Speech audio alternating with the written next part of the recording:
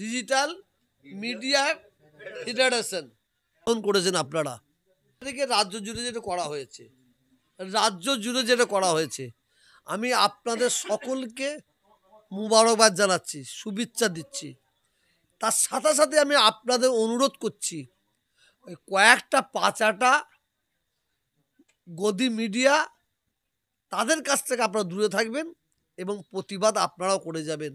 আপনারা সত্য খবরটা আপনারা মানুষের কাছে পৌঁছে দেবেন, সে যে লাটসাবি হোক, সত্য খবরটা পৌঁছে দেবেন। এবং আমি পশ্চিমবাংলার সরকারের কাছে আমি আবেদন করব, এই ডিজিটাল মিডিয়া যে আজকে যারা ফেডারেশন যে সারা ওয়েস্ট বেঙ্গল মিলে এই যে সংগঠনটা করেছে, আমি পশ্চিমবাংলার মুখ্যমন্ত্রীর কাছে বলবো, এদের ঘরে আপনি সহযোগিতা করুন, এদের পাশে আপনারা দাঁড়ান এবং সত্য খবরটা এখন মানুষ যেটা পাচ্ছে ডিজিটাল মিডিয়া থেকে, সোশ্যাল মিডিয়ার মাধ্যম দিয়েই পাচ্ছে, ডিজিটাল মিডিয়ার মাধ্যম দিয়েই পাচ্ছে।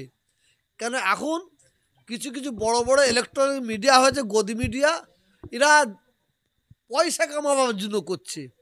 যে পয়সা দেবে তার হয়ে কথা বলছে, যে পয়সা দিচ্ছে তার হয়ে কথা বলছে।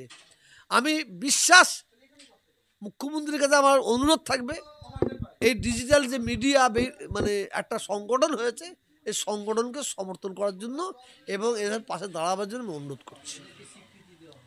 অবশ্যই এদের পাশে দাঁড়ানো মানে, এদের সমর্থন করা মানে, তার মানে এদের স্বীকৃতি দেওয়া হোক। তো পশ্চিমবাংলার মুখ্যমন্ত্রী হচ্ছে বাংলার অভিভাবিকা। তা আমার মনে হয় আজকে এই সোশ্যাল মিডিয়ার মাধ্যম দিয়ে আপনারা যে বাংলার কত দাঙ্গা রুখেছেন বলে বোঝানো যাবে না। বড় বড় মিডিয়াগুলো তারা দাঙ্গা লাগাবার চক্রান্ত, সব বলবো না, কিছু কিছু মিডিয়া আছে তারা হাত মুখ ধুয়ে লেগেছে দাঙ্গা পশ্চিম বাংলায় লাগাবার জন্য। আর আপনাদের মতো সোশ্যাল মিডিয়া তারা তাদের প্রতিবাদ করছে